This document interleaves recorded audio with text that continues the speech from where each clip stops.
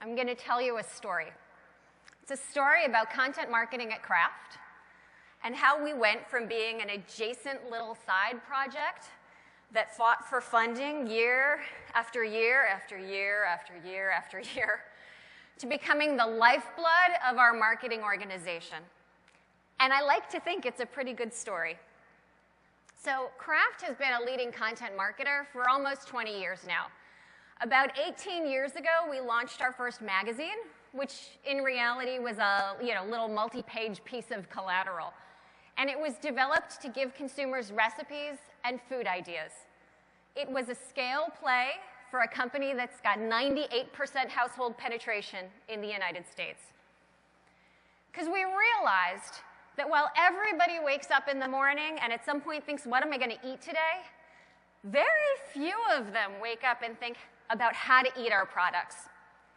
Very few people, virtually no one, save our Miracle Whip brand manager and our culinary team, wakes up in the morning and thinks, how can I eat Miracle Whip today? Right?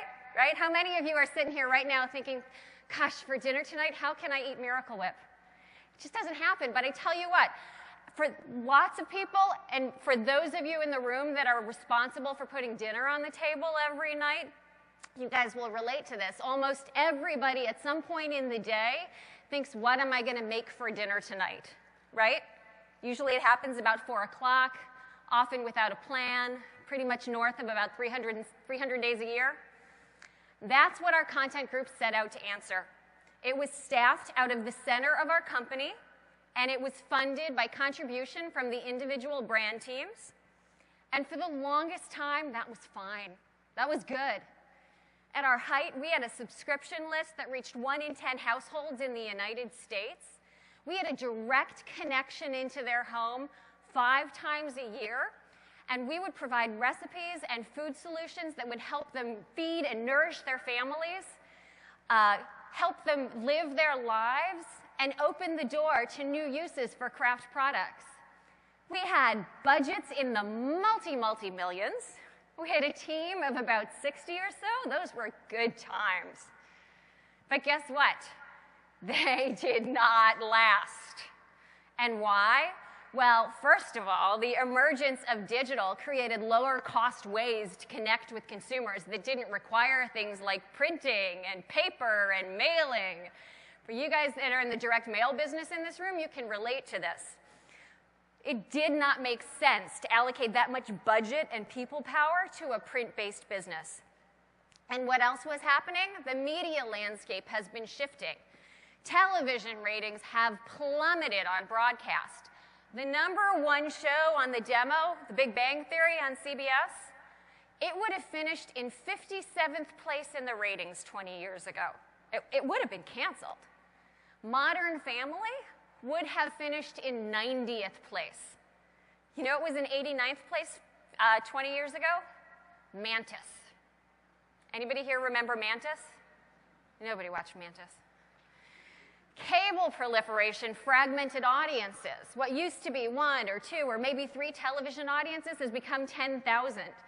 And those 10,000 are attention challenged because TiVo and DVRs have offered time shifting, which has really become fast forwarding of commercials.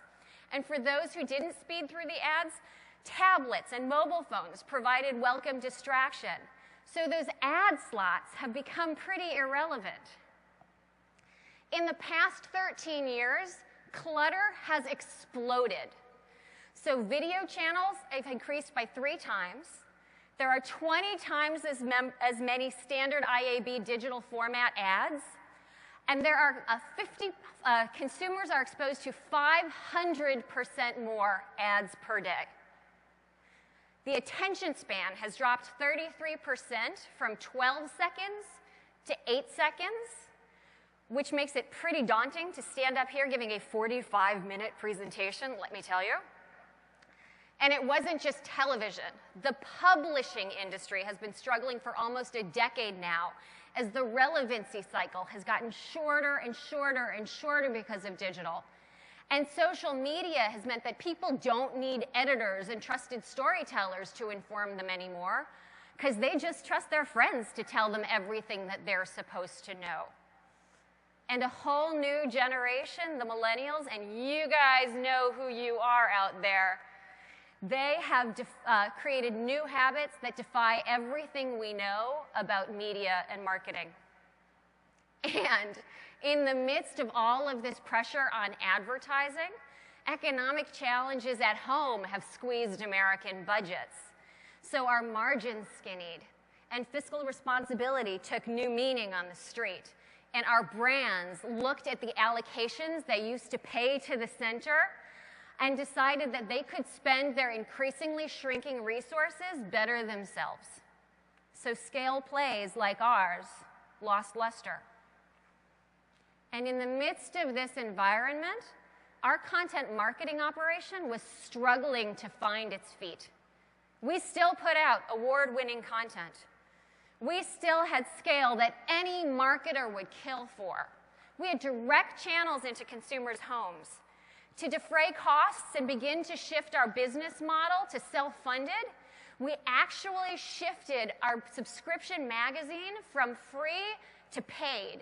And we now have a larger paid subscription magazine business than Food and Wine or Every Day with Rachel Ray. And we expanded our footprint in digital. So we were in digital and web and email and social and mobile, and we had everything going for us. But we had become an effort that didn't feel like it was central to our marketing activities. There was brand advertising, and there was content.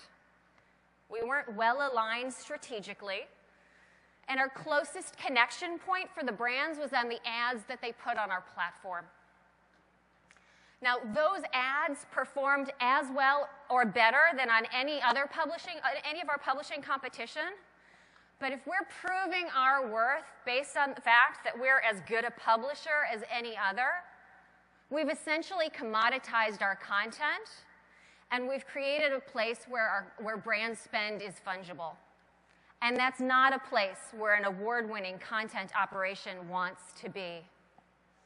But at the same time as that old media landscape, the one with mass reach and mass relevance and advertising people actually watched, at the same time as that was dying out, a new media landscape emerged.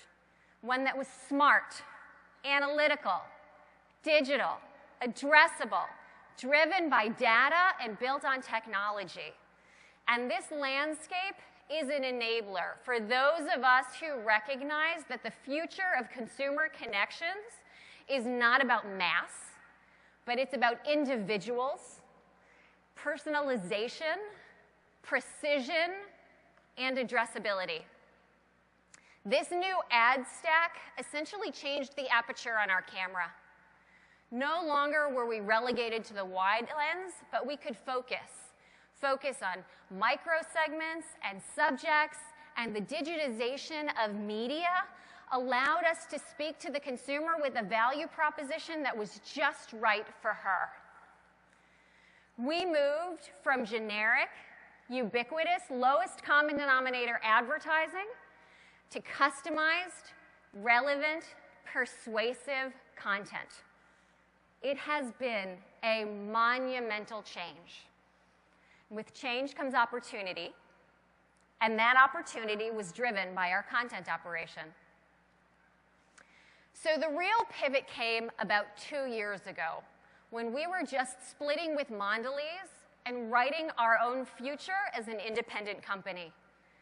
We had a unique opportunity in the midst of all of this landscape change to really start from scratch.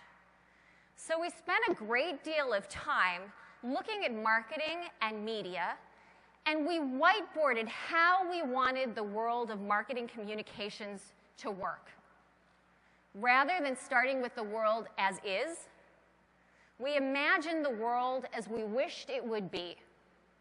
And from there, it was pretty darn simple to create a series of operating principles for the way we wanted to work. We wanted to create and use a proprietary view of the consumer built on our own understanding of their lives. We wanted this view to get smarter over time and create a learning engine. We wanted to market to individuals, not segments, and we wanted to operate in a world of addressability, not GRPs. And the cool thing is, we realized that we already had in-house an engine that matched up with this vision, but we had just been using it in a very siloed and simple way.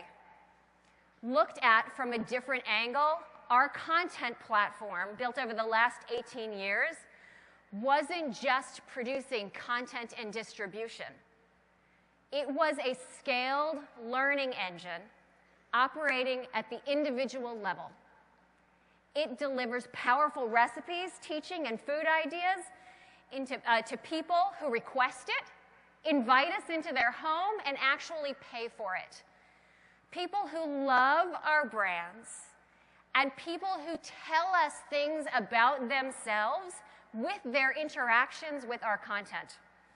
And this could be used as the engine to power our media planning.